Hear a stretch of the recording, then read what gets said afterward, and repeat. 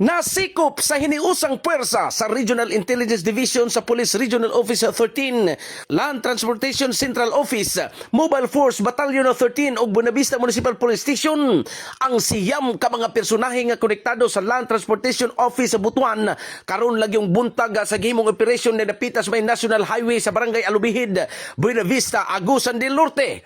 Base sa inisyal nga impormasyon, giakusahan ang mga nahisgutang nga mga suspitsado sa aligasyon sa pagpangutong o kining pagpangilkil gikan sa mga motorista nga ilang nga ginapara sa maong lugar. Sa pagkakaron, padayon pa ang body search o inventaryo sa mga ebidensya nga nakuha gikan sa mga subject person. Mahinumduman nga daghan ng mga reklamo ang nadadawat sa LTO, labi na gyud sa Central Office. Hinungdan nga gikandak na gyud kining maong entrapment operasyon. Gipaabot pa usab sa mga otoridad ang opisyal nga pahayag og resulta sa operasyon aron maklaro ang tanang detalye sa maong kaso. Atangi ang dugang kalambuan ni maong balita kay tuwa pa sa area ang puwersa sa Brigada News FM Butuan.